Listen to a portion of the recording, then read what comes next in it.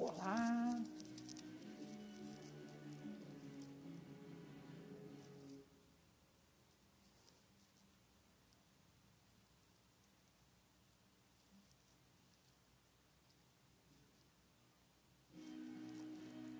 Boa tarde, Salmazi, Danilo. Boa tarde, Christian. Já é boa noite. Vamos aguardar o Instagram. Convidar as pessoas. Pode me ajudar? Clica aí no aviãozinho e vai convidando todo mundo. Grazi, seja bem-vinda. Linda, seja bem-vinda. Lemes, seja bem-vindo. Quanta gente bacana, hein? Tudo chegando por aí. Carla. Muita gente bacana. Hoje eu tô de filtros para ficar com os olhos bonitos, porque eu tô trabalhando desde 1h30 da tarde, direto. Um webinar atrás do outro. Bom demais, né? Nem não retoquei batom, não deu tempo. Também tô com fome. Ontem falaram que eu demorei muito para começar a live, mas, gente, eu tenho que contar para vocês, né? Essa semana foi a semana do lugar de fala. E nós tivemos pessoas incríveis, com histórias maravilhosas. Pensa o quanto eu fui impactada. E pensa que acabou? Claro que não. Hoje vem outro Maravigold, que já está por aqui. Já tem que pedir para entrar, né? Tem que pedir para entrar, viu? Você não pediu, hein, seu Ed? Ed vai falar para... Já conto. Mas amanhã... Eu normalmente não faço live sábado, porque não dá, ninguém merece. Mas amanhã... Excepcionalissimamente, nós vamos receber, e é 19h03, não vai ser 18, 19h03, vamos receber Érica Bonfim. Então, vem para cá no sábado para ouvir o lugar de fala da mãe de uma pessoa com necessidades especiais. Ô Ed, você já está dentro e não pediu para entrar. Aí eu não consigo te adicionar, tá bom? Você tem que fazer, sabe o quê? Tirei meu filtro, viu? Até errei. Você tem que sair e voltar. Na hora que você pedir para entrar, vem uma mensagem para você. Aí você dá a mensagem e eu te adiciono, tá bom? Então sai aí e vem. Senão depois a Érica vai falar que eu demorei. Eu aprendi muitas coisas, eu refleti sobre muitas coisas e eu vi quantas coisas faltam aprender. Eu devia fazer mais uns 4 meses de lugar de fala. Só que essa não é a minha área de trabalho, né? Então, na semana que vem, eu vou retomar minhas lives convidando o meu povo de gestão de pessoas, de liderança, de RH, porque eu fiz essa pequena amostra para minha educação, para eu aprender, mas isso não quer dizer que eu parei de trabalhar, não, nem de estudar, não. Acho que a gente criou um movimento, tá bom? Eu falo normalmente de felicidade, eu falo de gestão de pessoas, tá bom? Então, vamos embora, que eu acho que o Ed chegou. Ai, eu aperto o botão errado. Cadê o Ed? Ed aqui. Vem pra dentro, taca ali o dedo no coraçãozinho para receber Ed Carlos. Danilo, seja bem-vindo. Eu acho que eu chamei a pessoa errada. Hoje eu tô tão maluquinha. Chamei a pessoa errada? Chamei a Érica. Tanta emoção.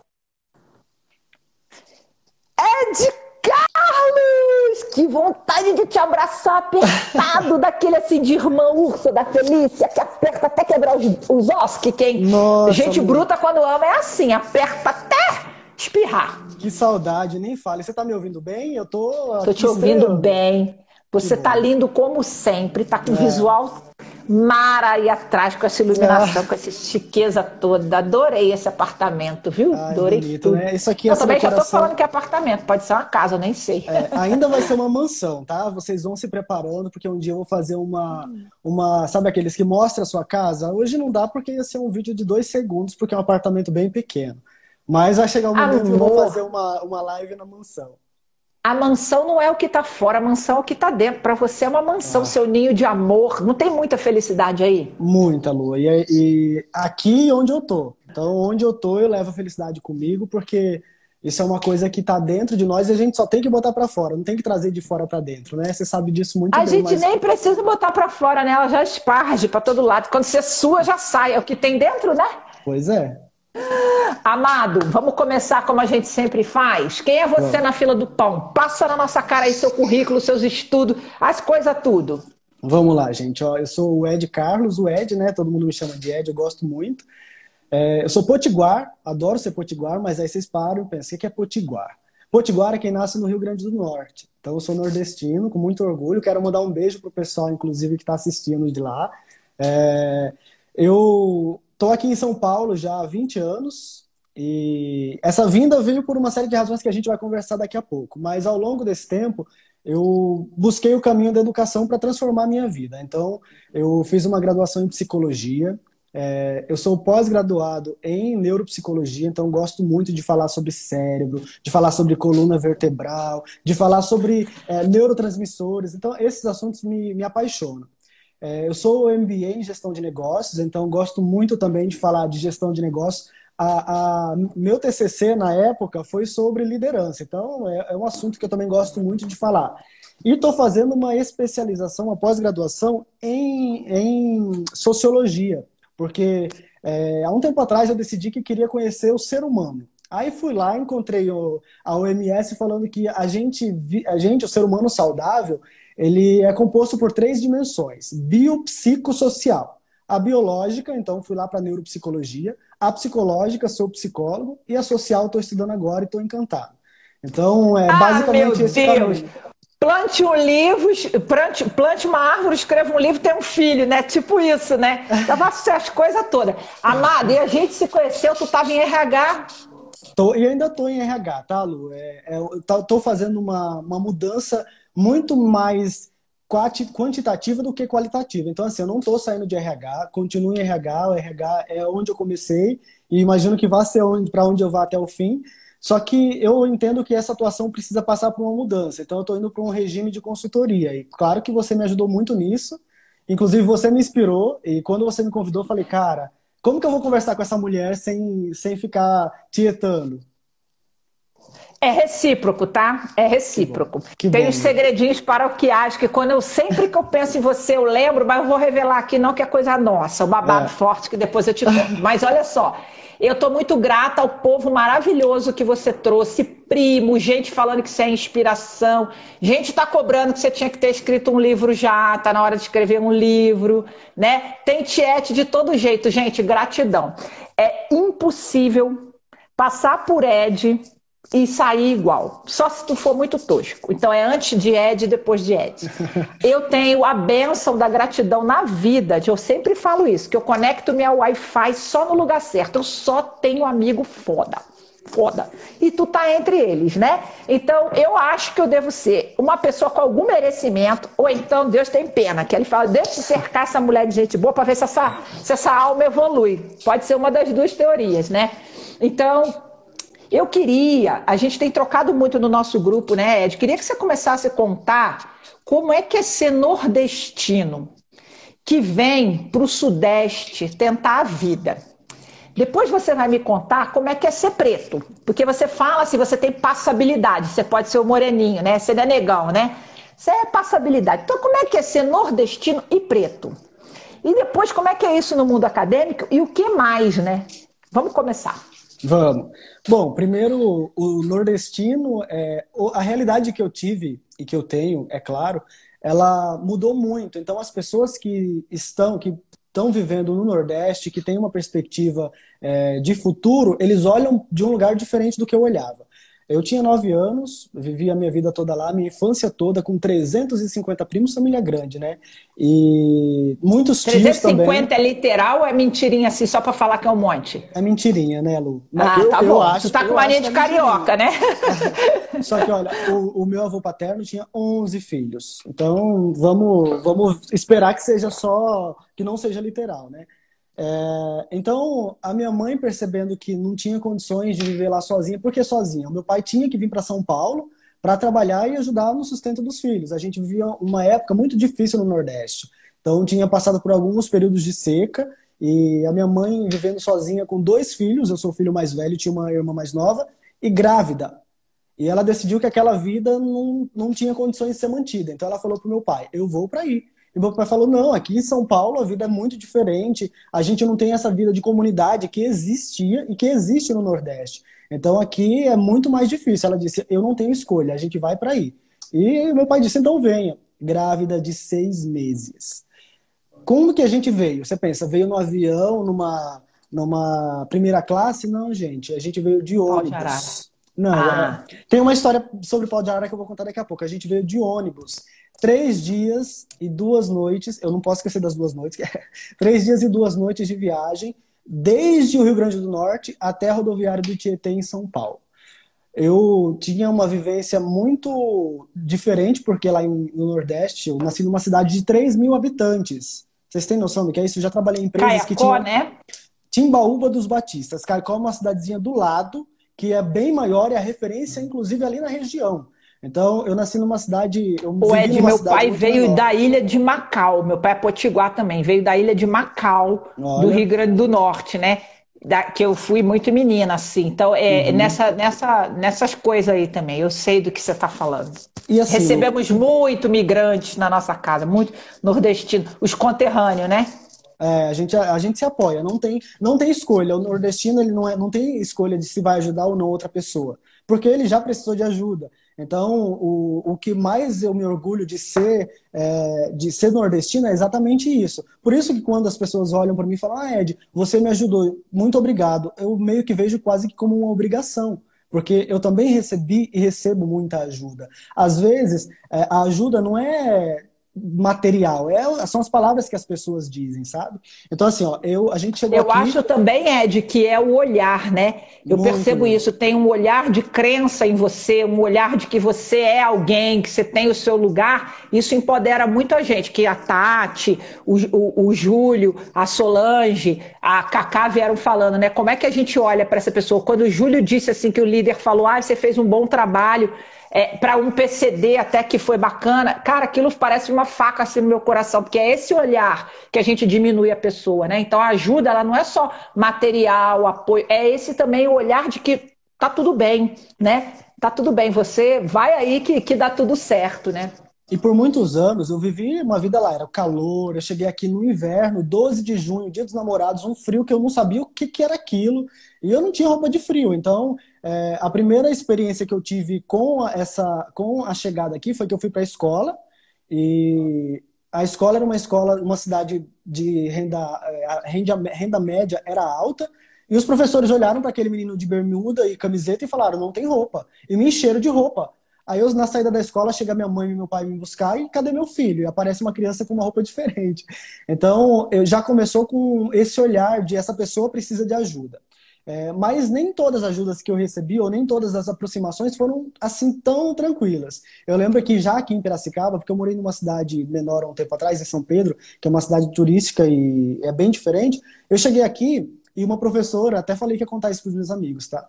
Uma professora falou assim, gente, alguém aqui do Nordeste, e a nossa sala de aula aqui em Piracicaba era muito agitada, adolescentes, estudando à tarde, já não estava mais com aquele cansaço da manhã, então a gente era muito tagarela. E eu levantei minha mão orgulhoso, eu sou nordestino, tô aqui, agora ela vai me elogiar. E a professora olhou e falou, tá vendo? Vocês tinham que se espelhar nele. Ele veio do Nordeste de pau de arara. Eu olhei assim, não, eu não vi. Ele comia ele comia cactos. Ele comia cactos e vocês não dão valor ao que vocês têm numa escola boa. Eu, não, professor. Ela não me deixava falar. Só que ela não estava falando. Eu entendi a intenção, que era preciso controlar esses adolescentes loucos. Sabe quando eu penso que é como uma mãe desesperada que não sabe o que fazer quando os dois filhos estão lá e ela vai e acaba atacando todos os filhos, enfim. Então eu senti que foi nesse sentido, não foi para me diminuir, mas eu me senti diminuído porque meus amigos estavam rindo. Eu não comia calango, eu não comia cactos. Então hoje eu dou muita risada, mas naquela época eu falava, gente, mas de onde que essa mulher tirou isso? Então Preconceito, né? ela não me via como eu era, ela me via como ela imaginava que era um nordestino. E o nordestino estava longe disso já naquela época. Hoje o Nordeste responde por 15% do PIB do Brasil. Então, se a gente pensar, pega todo o seu dinheiro aí, tira 15%, vai fazer falta. Ou então não, ganha mais 15% do que você tem hoje. Vai ser muito Opa! bom. Exato. Então, hoje, o olhar que o Nordeste está recebendo, muito merecidamente, é um olhar de uma região que cresceu e se desenvolveu muito. Não é mais aquela região seca, de crianças doentes, de terra rachada. Não é isso mais. Graças a Deus, né? Tem isso também. Mas está Entre, cada vez menor, né? Sim, sim. E o trabalho que está sendo feito, Lu, com políticas públicas e também com esse sentimento que eu falei para você que a gente desenvolve quase que naturalmente, não é natural, mas é quase que natural, de se apoiar. Então, hoje no Nordeste tem períodos de chuva que eu falo, gente, aqui está muito seco. E lá não, lá está chovendo. Lá a agricultura está acontecendo porque essa é a fonte de renda. Infelizmente, a gente não tem grandes indústrias em uma quantidade significativa lá. A gente tem sim, principalmente no litoral. Mas quando a gente, e nas capitais, né? Mas quando a gente fala de interior do Nordeste, ou a região que eu vim, ela chama Seridó. Ela já foi comparada ao Ceará, de tão seco. Então, a quantidade de chuva que caiu no deserto do Saara era a mesma quantidade de chuva que caía lá No Seridó. Isso, não é mais essa realidade, tá? Então, isso é importante falar, porque quando muitas pessoas olham para os nordestinos que estão chegando através da migração para trabalhar na construção civil, sempre foi muito isso, tá, Lu? A gente brinca que os nordestinos construíram São Paulo. Então, quando a gente olha para uma construção civil, é comum ter nordestinos. E esses trabalhos, essas atividades mais pesadas, a gente não encara como, ai meu Deus, que dificuldade fazer isso. É um trabalho. A gente não considera como superior ou inferior. Então, por conta disso, os paulistanos ou as pessoas que empregam os nordestinos gostam muito do trabalho. Só que aí eles olham com outro viés. Eu tenho uma irmã e ela trabalha numa lanchonete, ela é excelente profissional. E a pessoa para quem ela responde disse assim: ah, eu preciso contratar mais nordestinos porque você carrega caixa. Eu falei, gente, não é, eu não carrego Olha, caixa porque eu sou e não nordestino. queremos fazer viés político, mas agradeça ao grande crescimento do Nordeste, a política pública que nós tivemos, que fez a maior transferência de renda dos últimos anos, com todas as críticas de governos anteriores, a maior transferência de renda, né? Que fez com que o Nordeste conseguisse essa alavancagem toda. Então a gente tem que parar também de só olhar que teve seus problemas, todas têm, mas a perda que nós estamos tendo com as novas políticas, que tem risco de tornar a voltar às estigmatizações que nós tínhamos. Bom, mas aí você chegou aqui e foi passando. Me conta uma história assim escrota de preconceito de nordestino, só para ilustrar e a gente seguir, porque você não tem só isso não, ainda tem de ser preto, né? Olha, para mim, a mais escrota é que assim, Lu, eu nunca tive a consciência de que essas histórias preconceituosas estavam acontecendo. Mas eu vivi uma que, na verdade, não foi comigo, foi com uma conhecida, que nessa cidade de alta renda que a gente morava, a gente não. Lu, até as palavras que a gente usa são diferentes. O ano passado a gente foi para lá e o Cleiton teve que fazer um dicionário. Ele parecia um estrangeiro. É o tradumano, tem que fazer um tradumano, né? As pessoas falavam, ele falava uma palavra, o que é isso? E ele usava umas palavras que lá significavam outras coisas. Então eu fui fazendo essa mediação e aqui em São Pedro São tantos Brasis dentro do Brasil, né? Você sai, eu que viajava o Brasil inteiro, agora já não sei. Você sai do Sudeste, vai para Minas, de Minas tu passa no Pará, tu passa no Nordeste. Que português que se fala, né? E é tão maravilhoso isso. Hoje Maravilhoso. eu olho com muito carinho para todos esses regionalismos, tá? Então, quando a gente foi para lá, o Cleiton ficava assim impressionado e assim maravilhado, porque é uma coisa maravilhosa. Então, teve uma amiga nossa que a dona do mercado falou: "Nossa, mas aqui na cidade tem mais nordestino do que gente". Ótimo. Assim, ó, quando eu ouvi aquilo, eu não entendi, porque eu tinha, o quê, 11 anos, olha lá. Então, para mim, aquilo não soou como algo agressivo. Claro que hoje soaria. E hoje essa pessoa receberia uma resposta bem bonita, que eu sei dar umas respostas que a vida ensina a gente, né? Você vai apanhando tanto que uma hora você aprende uns golpes, aí você às vezes consegue derrubar antes da pessoa te bater. Então, algumas respostas eu desenvolvi por conta de ter que me defender desse tipo de preconceito. Mas, Lu, isso não foi por muita sorte ou por destino, ou sei lá por quê, essa não foi a minha realidade, de sofrer preconceito por ser nordestino. O que aconteceu foi mais os outros vieses, principalmente o do homossexual, tá? Então, até falando por isso, eu sou também filho de uma mulher preta, uma mulher negra e um homem branco. Então, em muitos momentos, a minha mãe, eu tenho duas irmãs e a mais nova ela é a mais clara, puxou pro pai, né? Eu sou mais a cara da minha mãe. Então a minha mãe muitas vezes saiu com a minha irmã e eles perguntavam: ah, mas é da sua patroa? Como se a minha mãe fosse a babá da filha dela. E eu imagino, ontem ouvindo a Tati falando daquelas realidades e a Cacá falando na segunda-feira, o quanto isso impacta na autoestima da pessoa. Porque por que que não pode ser a minha filha só por conta da cor da pele? E mais, e se fosse adotiva não seria filha? A gente usa os termos sem refletir muito sobre eles, sabe? E às vezes essa É, falta de eu, reflexão dói na pessoa que está ouvindo. eu tenho uma amiga que adotou um menino negro, sendo que o marido é nórdico, nórdico. Nórdico, É isso. um alemãozão de olho azul, né? E como é que é esse pai com esse filho, né? O cara lourão e o menino neguinho. Eu tive uma experiência pessoal quando eu tinha. Vou te interromper um pouquinho, né? Aí eu tinha mais ou menos em 5 anos de idade. Meu pai tinha um carro Itamaraty, aquele Aero Willys. Não Já faço viu no ideia. Google? Depois você vê no Google, tipo um Galaxy, né? Vou Um até carro anotar. enorme. Sim, o Galaxy eu conheço. Itamaraty, e Cinca Xambó, Galaxy, aqueles carrão opalão, assim, era um Aeroílis enorme, Itamaraty. Cabia 200 pessoas ali dentro, né? Meu pai fez uma viagem, meu pai é potiguar, ele saiu de São Gonçalo, no Rio de Janeiro, e foi a Natal de carro. Ele com minha mãe, minha avó materna, minha avó paterna, a mãe dele, meus 3 irmãos e um primo meu que minha avó criou, filho de um tio meu. Só que meu primo é preto retinto, preto Uhum, preto, uhum, negão, uhum, negão. uhum. Por quê? Porque meu pai é nordestino, caboclado, né? Minha avó era índia. E esse meu tio, bem caboclo, ele teve esse filho com uma negra. E o menino é negão, negão. E eu branquei ela desse jeito e ele negão desse jeito. Fomos todos no carro, criança, essa multidão toda, uns 5 dias de viagem para chegar. Quando a gente chegou em Recife, era umas 2 horas da manhã, meu pai falou, parávamos num hotel e vamos embarcar para dormir para no dia seguinte. E aí, todas as crianças tudo caindo de sono, meu primo se encostou no carro assim, cochilando, né? E o rapaz da portaria do prédio, do hotel, pegando as malas, doutor, pegou meu primo e empurrou e falou assim, neguinho, desencosta do carro do doutor.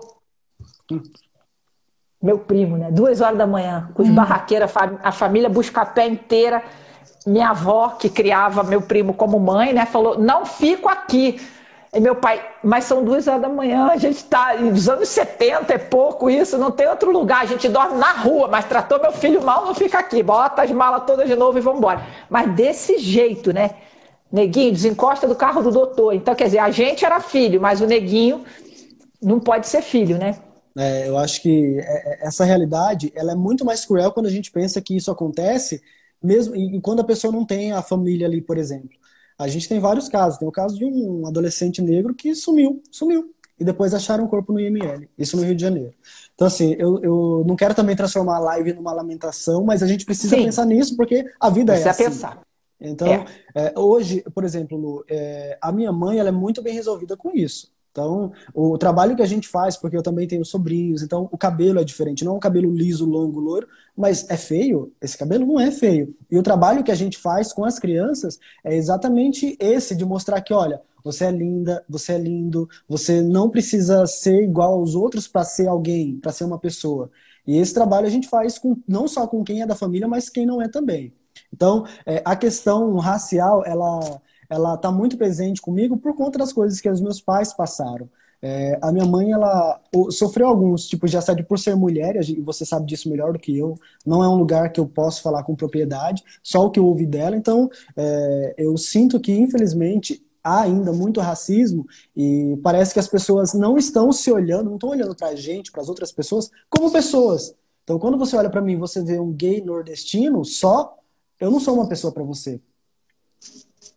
Então, Eu sou só um item de comparação, né? exato. Então, assim, a gente precisa também olhar para a região Nordeste de um jeito diferente. Eu brinquei com os meus primos, porque assim, ó, eu fui o primeiro da minha família, do pai e da mãe, a fazer faculdade. Mas eu não sou o único e não fui o último. Eu tenho 3 primos dos mesmos pais, então, que estão formados. Então, olha o orgulho para nossa família. A conquista deles é a minha conquista também. Eu tenho hoje, por exemplo, uma prima que o sonho dela, e que eu imagino que ela vai realizar, se ela assim quiser, é ser médica. Então, eu imagino onde que o meu pai podia sonhar em ser médico. O meu pai não tinha, às vezes, o que comer, ia dormir com fome. Ah, meu Deus, então a culpa de repente seu pai não ser médico é dele, diz a meritocracia, né? Mas não é. Ele não teve essa possibilidade. Ele tinha que trabalhar na agricultura, às vezes até tarde, e comer o que tinha, que às vezes era só arroz. Então eu fico pensando sobre isso. E hoje o Nordeste é Então, diferente. Ed, e eu acho isso uma coisa importante, porque esse papo de meritocracia, que eu também acho quando as pessoas partem de lugares iguais. Mas hoje mesmo assistindo uma outra live, a pessoa falou assim, tem gente que já larga, tem gente que larga na faixa de largada e tem gente que larga do pit stop, né? Então, por exemplo, quando ontem a Tati fala que uma menina, aluna dela, de 6 anos de idade, olha para ela e diz, meu sonho era ser a tia da van, abrir e fechar a porta, mas agora eu vejo que eu posso ser uma professora. Você vê que já começa lá, naquela formação de autoconceito, autoestima, autovalor, o seu lugar, né? Por exemplo, a minha ajudante do lar, que é uma nordestina analfabeta, ela se recusa a receber a renda dela sem estar trabalhando. É uma briga. Eu falo, mas eu não estou fazendo favor para você, isso é uma obrigação, você está afastada e eu tenho que te pagar. Se eu fosse empregada de uma empresa, não, dona Lucimar, ela sim, ela não consegue ver que isso é um direito, porque colocaram na cabeça dela que ela é menor do que eu, né? Que tem o lugar da patroa e o lugar da empregada, né? Então, esse tipo de coisa a gente precisa combater. Mas conta para mim, como é que foi você chegar no mundo acadêmico, Sim. chegar na faculdade e estar dentro das organizações, sendo nordestino, sendo filho de preto e sendo homossexual? Eu cheguei aqui na cidade, em Piracicaba, eu não tinha muitos amigos porque eu não conhecia muita gente. Então, fui morar no bairro de periferia e eu já era uma criança diferente, né? O gay sempre é uma criança diferente. Então, eu não me sentia muito bem no meio das outras crianças, que eu tô falando já de 12, 13 anos, não, 14 anos. Então, o que eu fui fazer? Fui estudar, falei, vou estudar, vou aprender inglês. Eu só aprendi o verbo to be na escola regular, então eu fui estudar por conta. E comecei a estudar outras coisas, e surgiu aqui em Piracicaba aquele programa de aprendizagem, que é um programa que ele dá oportunidade de emprego e formação técnica para jovens de baixa renda. Mas tinha um processo seletivo, tinha uma prova. E eu fiz essa prova. E quando eu fui lá ver o resultado, meu nome estava em azul. Falei, o que é isso? Todos os nomes em preto e o meu em azul. Achei que tinha acontecido alguma coisa, mas estava escrito aprovado. Aí quando eu fui lá perguntar, eu falei, oi, tá escrito lá que eu tô aprovado, que eu tinha que vir na recepção, mas meu nome tá em azul. Eles perguntaram, você que é o Ed Carlos? Eu falei, sou. Eles me levaram lá para a diretoria me conhecer porque eu tinha tirado a maior nota entre todas as pessoas inscritas. Não foi a maior nota, foi a maior nota. E eu não, aquilo para mim foi tipo, nossa, eu não fiz mais que a minha obrigação. Eu não saí de lá. E engraçado, Lu, era longe o lugar da minha casa. Eu fui a pé e voltei a pé. Então, assim, eu cheguei no lugar, olha, você é maravilhoso, você é incrível, você é o primeiro colocado. Ah, que legal, volta embora a pé. Andar, eu nem imagino, eu acho que dá o quê? Uns 10 quilômetros de distância, eu não faço ideia, tá? Mas era longe, era muito longe e dava sol. Então, Tem uma pessoa aqui que eu passei batido, mas eu vi a pergunta. Eu amo churrasco. Olha que nome, né, legal. Você usou cota para entrar na faculdade? A cota sim. de identidade racial, né? Sim, mas tem um porém aí que foi assim, ó, eu fiz o processo de aprendizagem e a empresa me ofereceu uma vaga para eu ser soldador. Eu trabalhei a vida toda, né? O período de aprendizagem todo na área administrativa e eles disseram, Ed, a gente quer te efetivar, você quer ser soldador? Mas eu não me via na área produtiva porque eu via as brincadeiras que os caras faziam entre eles. Então não era um lugar onde eu me sentia bem. Parecia aquelas rodinhas da escola que os meninos faziam, e eu falei, não, eu não quero. Ofereceram um salário que eu só fui receber, acho que depois de uns 7 anos trabalhando, então eu tive que recusar, e a minha família me apoiou. Aí eu fui fazer estágio, e comecei a trabalhar e fazer um curso técnico, isso tudo para chegar na cota, tá? No curso técnico, muitas vezes eu tinha que escolher entre pagar a passagem do ônibus ou comprar um lanche. Eu sempre fui muito faminto, então eu escolhi o lanche. E por conta disso, nos intervalos eu estudava. Eu não tinha como sair, ficava estudando. Eu li um livro de 500 páginas, um volume único de biologia. Então eu sabia falar de eucariontes, procariontes, sabia falar de tudo. E quando eu fiz o Enem, eu tirei a segunda maior nota da minha turma da faculdade. Então assim, eu entrei com cota? Entrei, mas eu teria entrado sem a cota também. Mas eu não sabia disso. Então, depois que saiu lá o resultado, apareceu de novo meu nome, dessa vez em cinza. Falei, que nome em cinza? O que está acontecendo? Será que eu fui aprovado, mas não tanto? E quando eu levei o documento, a gente sempre vai... eu não sei se vocês já perceberam, mas a gente que é parte de minoria, a gente tem uma preocupação em não ferir o outro, porque a gente já foi muito ferido. Então, eu cheguei... Às vezes eu fico lembrando... Então, mas só que eu posso te fazer um parêntese que isso não é verdade. Às vezes a gente vê muito que foi oprimido depois virar opressor. Isso é porque você ressignificou, você vivenciou uma experiência e aprendeu com ela. O que a gente, eu não estou falando isso criticando, mas muitas vezes a pessoa que bate, que apanha, depois ela vira algoz, né? Você não via lá os capatazes de fazenda no tempo que procurava, o próprio negro procurava Sim. outro negro, fujão, né? Ele não se identifica, né? O Sérgio está comentando aqui, Serginho, prazer ter você aqui, meu querido. Estamos fazendo uma live nós dois, né? O Serginho Moreira está falando que a questão da meritocracia não é só de ponto de partida, mas família, alimentação, acesso à cultura. Sim, esse é o ponto de partida que eu digo, né? Começa lá eu que fiz saúde, começa lá no pré-natal, né? Uma mãe que tem pré-natal com uma mãe que não tem pré-natal já nasceu diferente, né? Na disputa, né? E o Cleiton está aqui dizendo que é muito esforço e muita perseverança. É verdade. Mas eu gostaria muito que a gente fosse um país que não precisasse, que as ditas minorias precisassem ter tanto esforço e tanta perseverança acima de outros lugares de privilégio, né? Em muitos momentos eu senti que eu estava chegando na linha de chegada, eu vou vencer, e parecia que a linha de chegada é colocada mais lá na frente. Ah, Ed, agora não. Então, Lu, quando você falou dessa questão de o oprimido virar opressor, o Paulo Freire tem uma fala muito bacana, que é assim, ó, quando a pessoa não vê outra possibilidade, ou você bate ou você apanha, e ele está apanhando, ele entende que ele tem que bater, porque não existe outra possibilidade. Eu tive uma família que me mostrou que não, Ed, você precisa estudar, a gente não conseguiu estudar, mas você precisa se você quiser ter uma vida diferente. Então, isso foi muito bacana, esse apoio familiar. Eu não precisei trabalhar desde criança para ajudar minha família, mas em compensação, meu pai se matava para trabalhar. Minha mãe se matava para trabalhar. Então, eu vejo que eu enxergo diferente exatamente por isso. E nem todo mundo tem essa possibilidade, né? E agora, falando um pouquinho sobre essa questão dos pontos de partida, eu vejo mesmo, Lu, eu participei no fim da faculdade, eu estava lá, vou me formar, eu quero o quê? Eu quero um trainee. Qual universitário no fim do ano não quer ser trainee? O que é o trainee? É uma pessoa que está no fim da graduação, que vai se formar e uma empresa diz, olha, eu quero você aqui para assumir uma posição de gestão, você vai ser um líder na minha empresa. Aí tinha lá os requisitos, um deles era o inglês. Eu achava que eu tinha inglês bom, porque eu estudei muito tempo sozinho e dava conta. Até consegui me comunicar algumas vezes em inglês. Aí fiz a prova, não passei. Falei, então meu inglês não é tão bom. Estudei mais ainda. Aí no ano seguinte, falei, agora, esse ano vai, não tem inglês que me segure. Um dos requisitos era ter uma experiência internacional de no mínimo 1 ano. Você percebe que a sensação de que a linha de chegada foi adiada aconteceu de novo? Aí aquele ano eu falei, olha, então eu vou provar aí.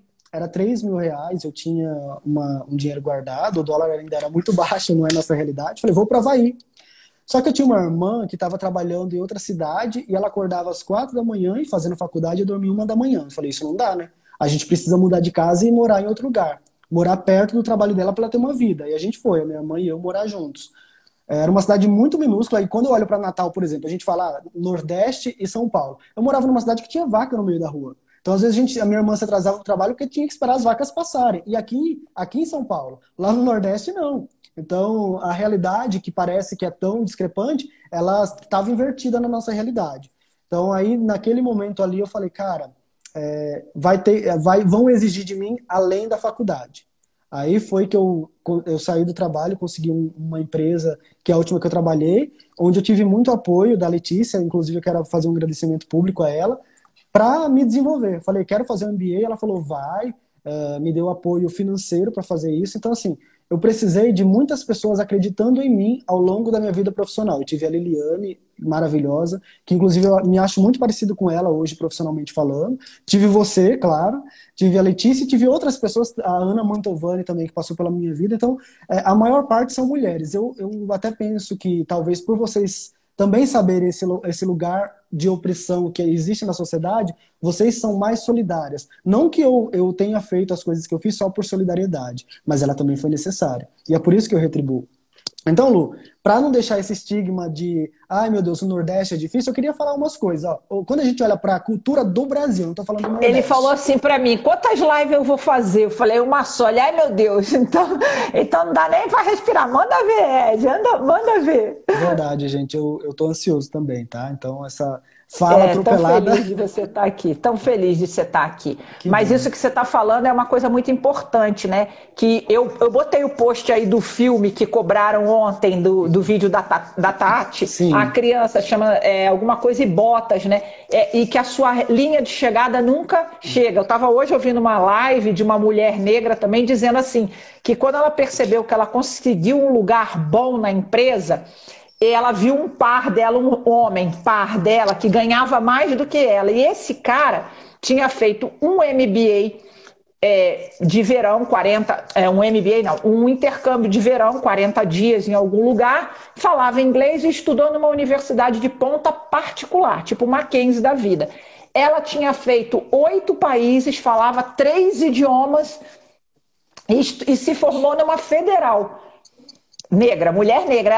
Ela disse que caiu uma ficha, que ela olhou e falou, olha que lugar que o cara tá junto comigo e o quanto de currículo que eu tenho, mas é aqui que eu consigo. E aí, as posições acima, ela nunca era indicada, esse cara foi indicado. E ela, obviamente, não falou pichando o cara, né? Ela só não. falou assim, por que que eu tenho tudo isso a mais, tecnicamente, e ele tá no mesmo lugar ganhando mais? Então, e ela era uma mulher preta, né? Mulher e preta, né? Então, isso aí que você está falando é muito importante. A linha de chegada nunca chega, porque eles contam uma balela. Como esse filmezinho, a menina nunca vai ser Paquita, não importa. Porque Ela ela não é preta. será Paquita, ela é preta. Né? Entende? Então, isso é muito difícil. Eu não passei por isso, mas eu acho que deve ser uma coisa absurda, né? Eu falei pro Cleiton essa semana que teve também um processo seletivo que eu participei há um tempo atrás e eu conversei com uma pessoa e ela falou, Ed, eu não tenho inglês tão bom, então eu estou insegura. Eu falei, ok, um dos requisitos da vaga era o inglês daquele jeito e a gente fez prova, entrevista, tive que gravar vídeo, fiz um monte de coisa. E depois a pessoa foi aprovada. Eu não estou dizendo que foi porque ela é branca, mulher bonita, enfim, ela tinha muitas competências e merece o lugar. Eu não quero, não é um jogo um Sim, ganha, um perde, mas porque sim. sempre eu estou aqui perdendo, percebe? Então eu não quero tirar do outro, mas eu também quero receber. Eu também queria só, porque assim eu penso, como que a gente vai mudar isso? É a gente tendo referências Como? positivas. Então, quando eu olho, por exemplo, para o Nordeste, cara, Raul Seixas veio de lá, Chico Anísio veio de lá. Aí vamos pensar também em pessoas negras. A jogadora Marta, melhor do mundo, várias vezes é de lá.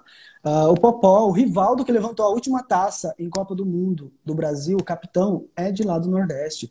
Então, quando a gente pensa em cultura do Brasil, os estrangeiros querem conhecer o Brasil, não adianta conhecer só o Carnaval, tem que conhecer a festa junina. Tem que ir também para a região norte, que também é muito estigmatizada, conhecer o Festival de Parintins. A gente tem coisas muito ricas no Brasil para ficar achando que, o Nordeste, eu lembro que no passado, não vou falar quem foi, mas um político propôs que a seca do Nordeste se transformasse em turismo. Por que ele não leva agora que a gente tem plataformas de petróleo em pleno vapor, que a gente tem a maior concentração de energia eólica sendo produzida lá? Então você percebe que o Nordeste virou hoje uma área, um polo tecnológico. A gente tem uma nordestina, uma pernambucana, que está em Harvard, e ela criou um Instagram Nordeste Nerd. Quando que isso ia acontecer se a gente não tivesse essas referências? É que a gente não estuda mais cultura, né? Mais Patativa do Assaré, Sim, Ariano Raquel de Suassuna, né? Queiroz, Raquel de Queiroz, só para lembrar o Graciliano Ramos, né? pelo Só para amor de lembrar Deus. os mais Castro Alves, né? Só para lembrar os mais recentes, digamos assim, né? Então isso é uma estigmatização, né?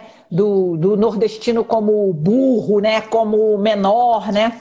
E Lu, você falando disso me lembrou de outro dado. Em 2018, 80% das medalhas da Olimpíada Brasileira de História foram para o Nordeste. 80%.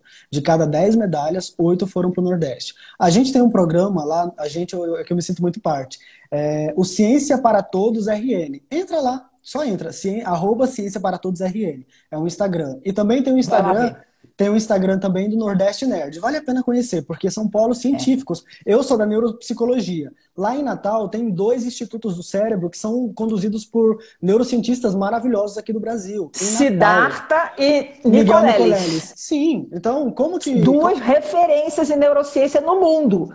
O E, exoesqueleto, né, do Nicoleles, exato. E também brasileiro, né? o Siddhartha fazendo os estudos com cannabis, estudando Com cannabis. sonhos. Olha isso, gente. Lá em Natal. O Leme tá te perguntando, tá falando das desigualdades, tá? Não vou, essa parte é maior, Leme, eu vou pular para dar chance para ele aqui. Ele tá dizendo aqui: você acha que ser nordestino, de família negra, gay, te deu mais força para se tornar o que você é hoje? O quanto que é, ele acho que ele quer dizer que o quanto a sua origem familiar te potencializou, né? Sim. Fez de você essa fibra, né?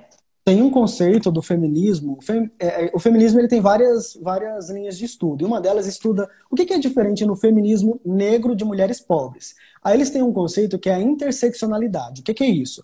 A gente não pode pensar no feminismo só como uma coisa para as mulheres negras. Então, quando você é mulher, negra e pobre, não é que você entende a experiência do feminista, a experiência da negra e a experiência do pobre somadas. Não. As coisas não se somam. Você cria uma experiência diferente. Então, quando eu olho para o Ed Carlos, negro, gay e nordestino, não é que eu entendo, em cada uma dessas conversas, eu entendo um pouco, mas eu não sou compreendido em totalidade. Então a minha experiência é completamente diferente. Claro que a minha família me Ainda deu... podia ser neurodiverso, né? Podia mesmo. Já pensou se eu tivesse um TDAH ou um autismo? Um Então, espectro autista, né? Então, isso que também a Solange estava falando, a gente não pode botar no mesmo saco de gato. Eu vivo, enquanto mulher, situações que outras mulheres compreenderão, mas eu sou uma mulher branca, de classe média. Eu não sou uma mulher preta de favela, que é a vivência que a Tati contou ontem. E é muito diferente. Apesar de nós duas militarmos lá no feminismo, a experiência dela é brutalmente diferente da minha. até Não é porque, isso? Lu, quando a gente pensa assim, se você vai lá, passa numa rodinha, os homens vão fazer aquelas piadinhas com você e com a mulher preta eles vão cantar, nega do cabelo duro, e aí? Essa não é uma realidade para você. Então, o Ed Carlos, eu tive sim algumas experiências que me catapultaram para esse lugar onde eu tô, mas esse lugar, é, como que eu posso dizer, ele é um lugar que exige muito de mim. Então, assim, o tanto de coisa que eu faço nos bastidores, o tanto de coisa que tem que acontecer para eu mostrar a pontinha do iceberg, exige muito de mim. Então, não é uma coisa que eu acho que deva ser feito com outras pessoas. E é para isso que eu luto hoje, sabe? Para eu ser a referência de que é possível, mas não precisa de todo esse dramalhão mexicano, sabe? Eu tenho um amigo que ele também é homossexual, é casado também, mas ele tem uma condição financeira boa e ambos são brancos, né? E vivem em uma classe média alta. Então ele fala: Lu, eu tenho consciência que eu sou, palavras dele, né? Eu sou bicha, mas eu sou rico. Né? Eu sou bicha, mas eu sou escolarizado, então me respeita. Eu entro num hotel na Itália, 5 estrelas, eu entro num restaurante chique e eu sou tratado de doutor mesmo sendo bicha, com meu marido. Então a gente também tem que ver, além de tudo, o estigma da classe social. Porque, né, ser Tem. preto, ser gay, ser nordestino, é tudo muito diferente na categoria pobre. Existe Né? uma referência para vocês quiserem buscar, o Dr. Fred Nicásio. Ele é um médico que ficou muito conhecido porque ele atendeu os pacientes que eram surdos em Libras. E ele é um negro, gay e médico. Então, são vivências completamente diferentes quando a gente pensa em sexualidade. E até para a gente entrar um pouco nisso também, Lu, eu acho que vale a pena a gente pensar que LGBTIQ+, meu Deus, são muitas siglas dentro de uma única bandeira. Mas por quê? Porque é isso, é o que a gente normalmente exclui. As lésbicas, apesar de serem sexualizadas, fetichizadas por muitos, elas também não são sempre compreendidas. Os gays, você sabe, né? O que você falou, é bicha, viadinho, entre outras coisas. Os bissexuais, que todo mundo acha que são indecisos. As trans, que são as mais mortas. Gente, é terrível, porque assim, a gente não está falando só de morte, a gente está falando de morte violenta. E violenta é uma morte por pedrada, por paulada. Vocês entendem o nível de agressividade, o nível de sofrimento aqui? Uma pessoa, porque a gente está falando de pessoa, é submetida. Então, quando a gente pensa num grupo de pessoas que tem uma expectativa de vida de 35 anos de idade, Não é porque alguma coisa que ela fez. A pessoa não escolheu nascer como nasceu. É engraçado eu falar isso porque quando as pessoas vêm falar comigo sobre a homossexualidade ou a homoafetividade, porque não é só sexo, elas falam assim, Ed, mas por que vocês são assim? Aí eu pergunto, por que você acha que a gente é assim? Aí vem três respostas. Da religião, da biologia ou uma provocação. E as crianças? Então vamos começar pela religião. Aí eu falo assim, de onde que vem essa explicação?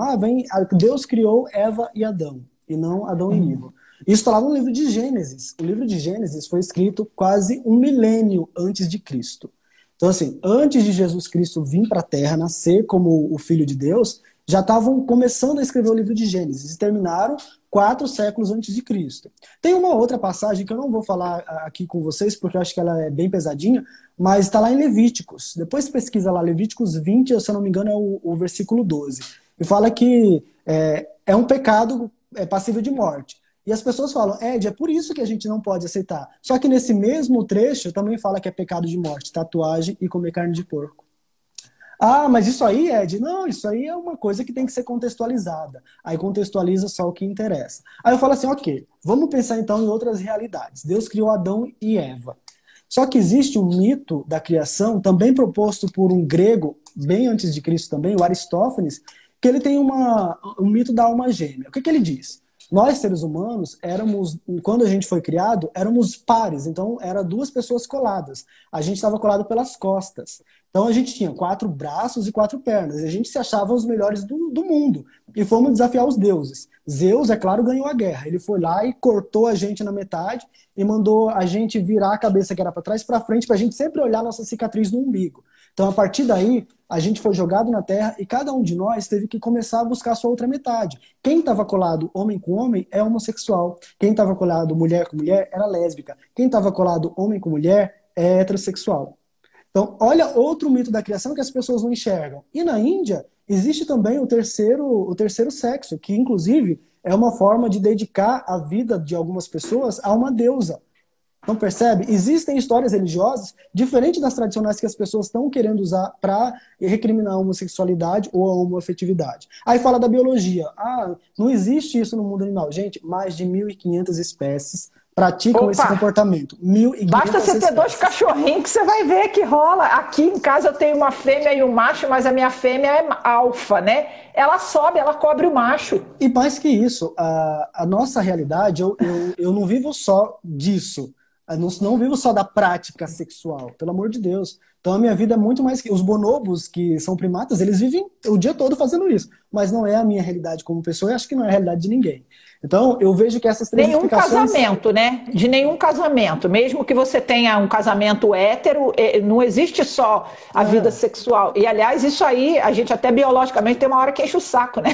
Você não aguenta copular tanto assim, né, amigo? Nós não somos nenhum leão, né? Aí percebe que vem... Então, assim, já caiu por terra essas 2. Não vem com história de biologia, porque existe, não vem com história de religião, porque tem outras explicações. Mas vem o terceiro. Mas e as crianças? Falo, gente, olha, eu tenho uma sobrinha, eu tô com o Cleiton há 5 anos. Essa minha sobrinha tem 7 anos. E eu tenho um primo de 10 anos. Desde o começo do nosso relacionamento, eles sabem que o Cleiton é meu marido. Era meu namorado, meu marido. E aí, eles estão vindo para cá amanhã dormir aqui, porque eles não veem a hora de vir para cá. Eles mandam mensagem pra gente que querem vir para casa dos tios. Porque aqui a gente conversa, a gente brinca, eles têm a atenção. Não que eles não tenham isso fora daqui, mas aqui é um lugar de segurança para eles, percebe? São estilo maneiro, referência, né? Referência. Eu estava vendo isso no outro dia, uma pessoa me dizendo... gente, se a live cair, eu retomo rápido, tá? Só para fechar. Uma pessoa me dizendo assim, a cartilha que mostra o beijo gay. Meu filho não está preparado. Se seu filho com 5 anos de idade pode ver um filme na Netflix, no cinema, ou uma cena de sexo na novela das 9, que é quase um sexo explícito, que eu tenho vergonha de ver, entre homem e mulher, por que ele não pode ver um beijo de amor só porque são 2 homens ou só porque são 2 mulheres? Percebe que isso é uma mentalidade construída, gente. Claro. Você pode não querer isso para o seu filho, mas você pode não querer, mas você vai criar numa bolha, porque isso existe. Então eu falo, por que uma criança consegue entender que o tio é casado com a tia, o pai com a mãe, ver o pai beijar a mãe beijar o pai, nem que seja ploque, ele não pode ver o tio beijar o tio ou a tia beijar a tia? Esse argumento também cai por terra quando a gente pensa que eu também, sendo homossexual, fui uma criança. Eu não tive isso, eu não via isso. Os meus parentes, os meus conhecidos mais velhos que eu, que foram gays, eles também não tinham acesso ao kit gay. Então, eu acho que é importante a gente pensar nisso, que não é necessariamente a vivência, a saber que isso existe, que vai fazer a gente ser. Porque eu tive uma vivência heterossexual a vida toda, mas estou aqui, casado e feliz. Então, quando a gente pensa, ó, só para também não ficar tomando tempo, que o Brasil é o país que mais mata trans, e por outro lado, é o país que mais busca esse tipo de conteúdo em sites eróticos, a gente tem um dado aí Uma que precisa ser hipocrisia, né? considerado. Exato. E, Ed, primeiro, não esqueçam que eu também fui criança e que existem as crianças que a gente não sabe o que é o sexo. Eu não sabia. Eu levei um tempo para aprender isso. Então, não achem que a gente escolhe alguma coisa porque é uma construção que é maior que a gente, não é só sexo. Eu posso ser gay sem necessariamente ter essa prática. É o afeto, é para onde vai isso. Então, quando a gente pensa, por exemplo, nas pessoas mais novas, a gente precisa preservar a vida deles.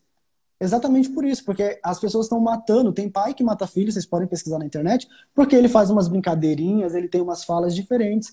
Então, quem garante que isso necessariamente vai virar uma orientação sexual? Até tenho uma dúvida com relação a esse termo. Orientação, opção, alguns falam de condição. Opção não é. Nunca use essa palavra, pelo amor de Deus. Use orientação. Tá em dúvida? Condição eu não gosto muito, mas a gente já está começando a discutir isso. Porque nunca foi discutido. Sempre era o quê? O viado é sapatão. Pronto. E a gente é muito mais que isso, né? Então, quando a gente olha e Muito. vê, por exemplo, a teoria queer. O que é o queer lá do LGBTQI? O que é o queer? O queer é aquele que não se identifica nem com homem nem com mulher. E você fala assim, mas Ed, como que é possível? Gente, não existe só o preto e o branco. Existe o cinza, o rosa, o verde. Existem tantas possibilidades. Aí você vai virar para a pessoa e dizer, pare de ser quem você é. E você vai ser feliz? Não, quem vai ser feliz é quem falou. Pare de... eu brinco com o Cleiton, eu falo que as pessoas que recriminam, elas não querem ver o outro feliz, não para elas serem felizes, porque ela também não fica feliz quando o outro tá triste. Ela só quer o outro triste. Isso é muito, muito vil, muito perigoso para as pessoas. E É aí, essa expressão que se fala de sair do armário, né? ah, Por exemplo, eu penso como que você pode, gente, viver a sua plenitude de ser humano cuja sexualidade é uma parte, mas você tem muito mais do que só a sua sexualidade, tendo que fingir ser quem você não é, viver o que você não vive, né? E não sentir o que você sente. Peraí, eu lá na época da explosão da AIDS, né? Anos acho que anos 80. 90, por aí. Eu conheci, foi quando eu encontrei um amigo que ele era homossexual casado e relacionamento homoafetivo. Eu tinha meus preconceitos, sou filho de nordestino, meu pai bem preconceituoso, né? E ele teve o companheiro contaminado que morreu de AIDS. E eu vi o sofrimento, a dor daquela perda, daquela partida, e eu fui olhando e eu fui entendendo que aquele amor, ele é igualzinho o meu amor que eu tinha no meu relacionamento, não muda nada. São almas, né? São espíritos que têm felicidade um com o outro. Como que isso pode ser feio? Como que isso pode ser errado, né? O Aristófanes falava que a gente era alma separada. Então eu estava lá com o meu parceiro quando Deus cortou a gente, agora tem que buscar ele. Então vamos olhar para esse lado também. Você trouxe a AIDS. A AIDS está crescendo muito entre jovens de 14 e 19 anos e terceira idade. Eu não estou falando de homossexualidade, de práticas desse tipo. Não estou falando disso. Estou falando de grupos de faixa etária, heterossexuais também. Então você percebe quanto que foi muita coisa estigmatizada? E eu sempre falo, a gente precisa pensar, por quê? Porque a gente olha para as pessoas e hierarquiza. Então assim, o nordestino está abaixo de outra categoria. O gay está acima do trans, que está acima do intersexo. O intersexo é o que a gente chamava de hermafrodita. Hoje, hermafrodita é só planta e animal. Pessoas que nascem com alguma diferença física do que é comum é intersexo, tá? Então, quando a gente hierarquiza as Vê pessoas, se aprende, viu, gente? Vê se aprende. a gente não olha para as pessoas como Já pessoas. vai printando a tela aí que se a live cair, nossa foto já tá feita que eu tirei o comentário. E tá, olha, o seu povo tá pagando pau pra você aqui direto. Tô mandando você me levar pro Seridó, tá bom? Que legal. Ô Lu, uma outra coisa que eu acho importante é a gente pensar no próximo passo que a gente está dando. Esse passo que as empresas estão abrindo, esse espaço que as empresas estão abrindo para a gente falar, ele é importante. Mas eu não posso ser colocado somente para falar sobre isso. A mulher não pode ser colocada para falar só sobre machismo. O gay não pode ser colocado só para falar sobre homofobia. E por aí vai. Por quê? Porque senão a gente vai estar colocando de novo essas pessoas que estavam no lugar ali, agora no lugar aqui. E não é esse o intuito. É que eu posso falar de muitas outras coisas, posso falar de RH, posso inclusive falar de disso. Inclusive disso. E eu acho também. Que esse é o próximo passo, talvez, na nossa luta por diversidade e inclusão. E olha, o primeiro passo, que é esse de dar espaço para as pessoas, que você está dando e é fundamental, ele tem que ser celebrado. Então, ó, um brinde com água ou cachaça, você nunca vai saber, a esse espaço você que você jamais tá saberá. Exato. Meu amor, para não ter que derrubar a live e voltar, falta 3 minutos, deixa eu fazer meu término e você faz a palavra final. Gratidão imensa por todos vocês que estão aqui. Se quiser, pode ir ficando, assina o canal lá no YouTube, marca aqui. Eu não estou fazendo nenhum favor, a maior beneficiada sou eu. O aprendizado é meu, eu estou gerando orgulho nos meus filhos, porque meus filhos estão vendo que eles têm uma mãe que está procurando se atualizar, porque minha filha falava que eu era careta, que eu não sabia nada, eu não sabia de cis, não sabia de trans, eu não sabia que existia isso, eu não sabia de passabilidade, eu não sabia de uma porção de coisa que vocês foram me ensinando, né? Muito obrigado por vocês existirem e fazerem meu mundo se abrir, né? De eu sair da caixinha, que eu me sinto às vezes a princesa que estava presa no castelo, né? Achando que tudo era... Então, assim, que ótimo, agora eu tenho muito para aprender, peço perdão se em algum momento eu fui politicamente incorreta, mas era só minha ignorância. E eu acho que a gente tem que estar cada vez mais convivendo com isso para que a gente aprenda que somos, no fundo, sempre espíritos vivendo uma experiência material. Corpórea. E não Exato. corpos que quando morrerem vão ser uma alma, né? Você é muito mais que pipiu, pepeca, né? Muito mais do que fazer amor, não fazer amor, como é que faz amor, né? Porque tem pessoas que nem fazem amor do ponto de vista de que vivem uma vida celibatária e mesmo assim, e daí? Né? É o que a gente deixa de legado no mundo e não nossas práticas íntimas, né? Isso que eu acho que é muito importante. E você me orgulha muito, me orgulha muito. Eu sou muito feliz de ter você na minha vida. Agora a fala é sua. Bom, gente, olha, eu vou trazer uma frase de uma música. Somos quem podemos ser. Isso é uma música do Engenheiros do Havaí. Quando eu digo isso, eu olho para a masculinidade hoje. Lá no século XVIII, o rei Luís XIV, pesquisa depois, ele era muito másculo, mas ele usava sandália, meia branca, peruca e espartilho. Então, assim, a masculinidade, ela se transforma. O nosso jeito de viver, quem nós somos, ele se transforma com o tempo. Então, deixem as pessoas ser quem elas são. E fazendo isso, vocês também estão recebendo a permissão de ser quem vocês são. Imagina se eu fosse um número da estatística que matou, por exemplo, o Alan Turing. O Alan Turing é o cara que quase que inventou o computador, mas ele cometeu um crime, ser homossexual. Ele foi castrado e morto. E a gente está aqui, ó, fazendo live no Instagram graças ao trabalho dele. Eu poderia ser um número nessa estatística. Por muita sorte, por muito trabalho dos meus pais e dos meus amigos, eu tenho uma realidade diferente. Então vamos permitir que outras pessoas também tenham realidades diferentes. Obrigado. Querido, e eu acho assim, né? A gente só cura as nossas sombras se elas vêm à luz, né? A gente precisa ter esse lugar, não do ataque, mas da fala, que vocês também tenham compaixão da nossa ignorância, né? E nos permitam também perguntar, também falar, porque se é difícil para vocês, também é difícil para nós, do ponto de vista de que a gente também não entendia nada disso, né? Agora, o imperdoável é a crueldade, né? Exato. O imperdoável é a maldade, né? É a falta de empatia, né? Um último pedido que eu faço é que vocês tirem o pé se alguém disser tá pisando no meu pé e tá doendo. Tira o seu pé daí, por favor. Então, não discute, tira o pé e pronto, porque dói. Tá? Então, a gente precisa falar com carinho, não dá também pra, você pisou no meu pé, vou pisar no seu também, não. Mas também tenham esse olhar carinhoso, sabe? Que violência tá aí pra mais do que deveria na nossa vida. É isso, Lu, muito obrigado. Meu Deus do céu, que conversa, eu tava desesperado, falei rápido, quando eu fico nervoso eu falo rápido, olha, mas assim, é sempre com a melhor das intenções, com muito carinho, com a intenção de ajudar quem eu puder. Tá certo. Olha, vamos ter que dar continuidade, mas agora a bola é sua, você tá convidado para fazer live e tá convidado para escrever um livro, toma vergonha. Calma, gente. Que aqui, ó, ficou em público. É uma Bora pras metamorfose. lives. Sim. Bora pras lives. Dá um beijo no Cleiton e muito obrigado. E, ó, tô assim, super disposta para ir pro Seridó. Pode me levar que eu quero, tá bom? Vamos embora. Beijo. Amo vocês tudinho. Amanhã, 19h03, com a Érica. Tchau, Verdade. querido. Tchau, tchau. Beijo. Obrigado, Lu. Fiquem com Deus.